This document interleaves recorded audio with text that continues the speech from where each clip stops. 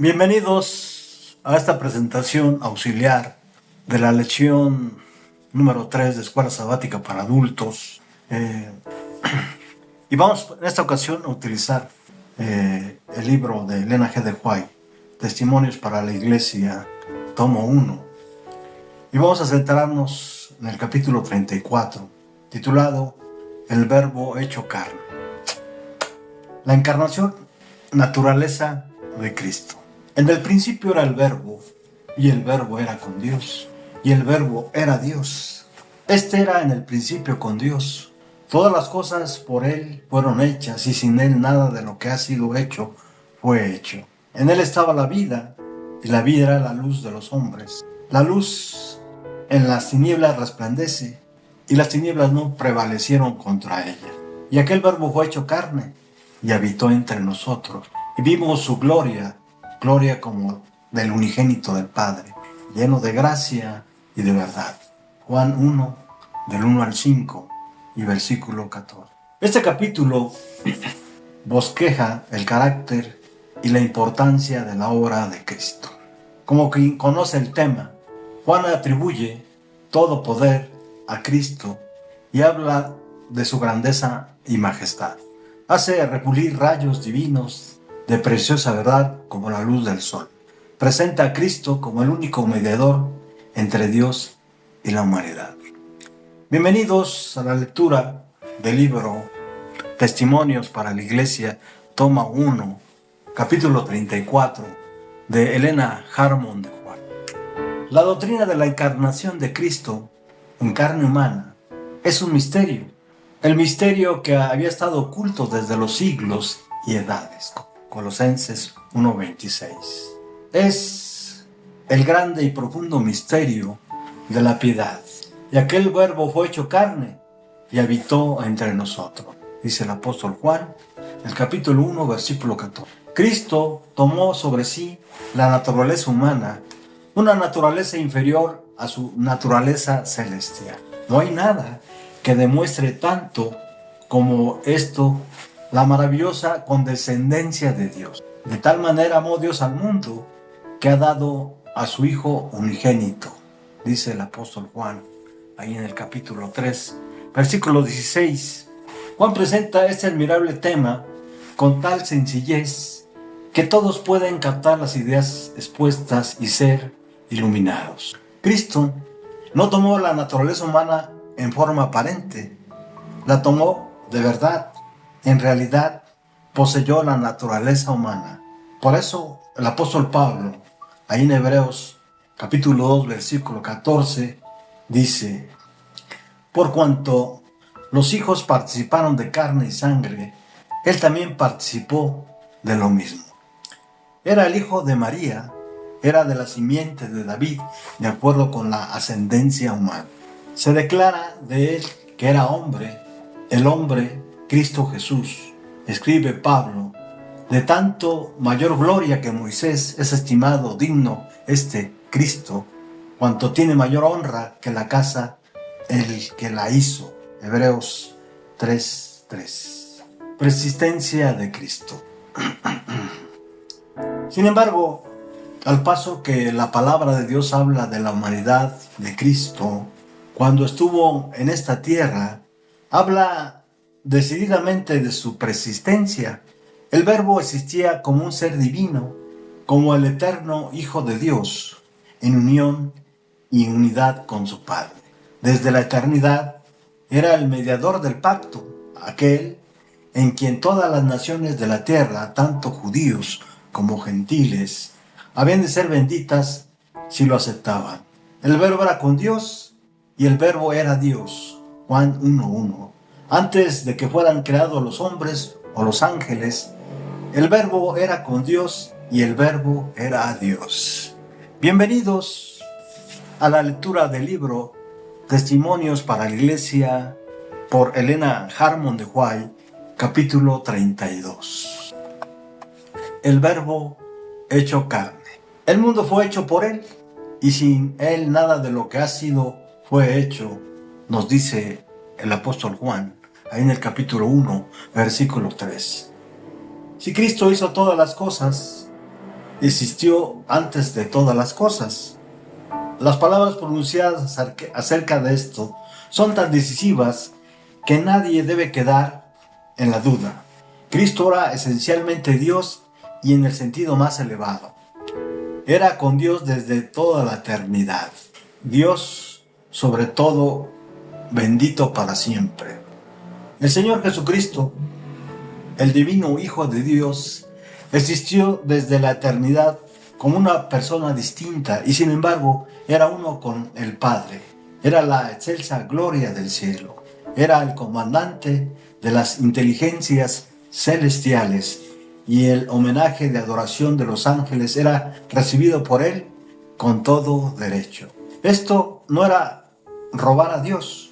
Declara: Jehová me poseía en el principio, ya desde antiguo, antes de sus obras. Eternamente tuve el principado, desde el principio, antes de la tierra. Antes de los abismos fui engendrada, antes que fuesen las fuentes de las muchas aguas, antes que los montes fuesen formados, antes de los collados, ya había sido yo engendrada. No había aún hecho la tierra, ni los campos, ni el principio del polvo del mundo. Cuando formaba los cielos, allí estaba yo. Cuando trazaba el círculo sobre la faz del abismo. Proverbios 8, versículos del 22 al 27. Hay luz y gloria en la verdad de que Cristo fue uno con el Padre antes de que se establecieran el fundamento del mundo. Esta es la luz que brilla en un lugar oscuro, haciéndola resplandecer con la gloria divina y original. Esta verdad, infinitamente misteriosa en sí misma, explica otras verdades misteriosas de que otra manera serían inexplicables al paso que está encerrada como algo sagrado en luz, inaccesible e incomprensible. Antes que naciesen los montes y formasen la tierra y el mundo, desde el siglo y hasta el siglo tú eres Dios. Salmos 90, versículo 2. El pueblo asentado en tinieblas vio gran luz, y a los asentados en región de sombra de muerte, luz les resplandeció. Mateo 4, versículo 16. Aquí la persistencia de Cristo y el propósito de su manifestación a nuestro mundo se presentan como rayos vivientes de luz procedentes del trono eterno. Rodéate ahora de muros, hija de guerreros. No han sitiado, con vara herirán en la mejilla al juez de Israel. Pero tú, Belén Éfrata, pequeña para estar entre las familias de Judá, de ti saldrá el que será Señor en Israel. Y sus salidas son desde el principio, desde los días de la eternidad.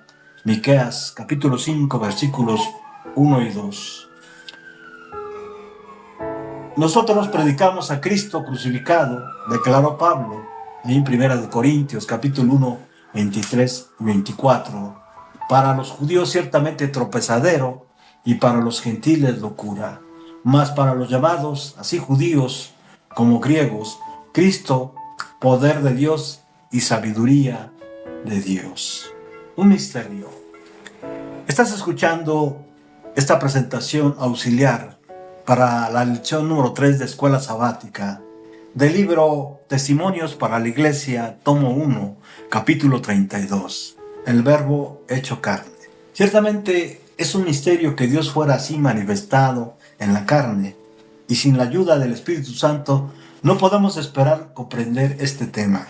La lección más humillante que el hombre tiene que aprender es que la sabiduría humana es nada y que es necedad el tratar de descubrir a Dios por sus propios esfuerzos. Puede esposar sus facultades intelectuales al máximo, puede tener lo que el mundo llama una educación superior, y sin embargo todavía puede ser ignorante a los ojos de Dios. Los antiguos filósofos se jactaban de su sabiduría, pero ¿cuánto peso tenía esta en la balanza de Dios? Salomón tenía gran conocimiento, pero su sabiduría era necedad, porque no sabía cómo mantenerse moralmente independiente, libre del pecado. En la fortaleza de un carácter modelado según la similitud divina. Salomón nos ha dado el resultado de su investigación, de sus penosos esfuerzos, de su perseverante búsqueda. Declara que su sabiduría es completa vanidad. El mundo no conoció a Dios por sabiduría. Su estimación del carácter divino, su imperfecto conocimiento de los atributos de Dios, no aumentaron ni expandieron su concepto mental. Su mente no se ennobleció en la conformidad con la voluntad divina, sino que se sumergió en la más crasa idolatría. Profesando ser sabios, se hicieron necios, dice el apóstol Pablo en Romanos capítulo 1, versículo 22 y 23. Y cambiaron la gloria del Dios incorruptible en semejanza de imagen de hombre corruptible, de aves, de cuadrúpedos y de reptiles. Este es el valor de todos los requisitos y de conocimientos apartados de Cristo. Yo soy el camino y la verdad y la vida, declara Cristo. Nadie viene al Padre sino por mí. Juan 14, versículo 6. Cristo está investido con poder para dar vida a todas las criaturas. Como me envió el Padre viviente, dice él, y yo vivo por el Padre, asimismo el que me come, él también vivirá por mí. El Espíritu es el que da vida, la carne para nada aprovecha. Las palabras que yo os he hablado son espíritu y son vida. Juan capítulo 6, versículos 57 y 63. Cristo no se refiere acá a su doctrina, sino a su persona, a la divinidad de su carácter. Él dice otra vez, de cierto os digo, viene la hora y ahora es cuando los muertos oirán la voz del Hijo de Dios, y los que la oyeron vivirán, porque como el Padre tiene vida en sí mismo, así también ha dado al Hijo el tener vida en sí mismo, y también le dio autoridad de hacer juicio, por cuanto es el Hijo del Hombre. Juan capítulo 5, versículos 25 al 27. El significado del nacimiento de Cristo. Estás escuchando la lectura de esta presentación auxiliar para la lección número 3 de Escuela Sabática para Adultos, del libro de Elena Harmon de White, capítulo 32, el verbo hecho carne. El significado del nacimiento de Cristo. Dios y Cristo sabían desde el principio en cuanto a la apostasía de Satanás y a la caída de Adán por el poder engañador del apóstata. El propósito del plan de salvación era redimir a la raza caída, darle otra oportunidad. Cristo fue designado como mediador desde la creación de Dios, designado desde la eternidad para ser nuestro sustituto y garantía. Antes de que fuera hecho el mundo, se dispuso que la divinidad de Cristo estuviera revestida de humanidad. Por eso el apóstol Pablo, ahí en el libro de Hebreos, capítulo 10, versículo 5, dice: me preparaste cuerpo, dijo Cristo, pero no vino en forma humana hasta que hubo expirado la plenitud del tiempo. Entonces vino a nuestro mundo como una criatura en Belén. A nadie nacido en el mundo, ni aun el más dotado de los hijos de Dios, jamás se le ha expresado tal demostración de gozo como la que saludó al recién nacido de Belén. Los ángeles de Dios entonaron sus alabanzas por las colinas y llanos de Belén. Gloria a Dios en las alturas y en la tierra paz, buena voluntad para con los hombres. Lucas 2:14. Ojalá toda la familia humana hoy pudiera reconocer este canto, la declaración que se hizo entonces, la nota que resonó, el himno que entonces comenzó, se ampliarán y se extenderán hasta el fin del tiempo y resonarán hasta los confines de la tierra.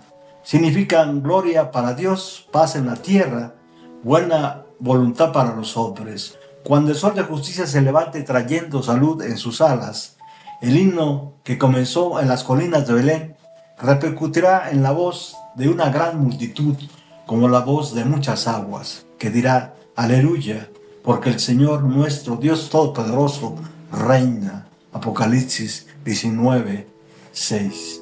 Por medio de su obediencia a todos los mandamientos de Dios, Cristo efectuó la redención de los hombres. Esto no fue hecho convirtiéndose en otro, sino tomando él mismo la humanidad. Así Cristo dio a la humanidad la posibilidad de existir gracias a lo que él hizo.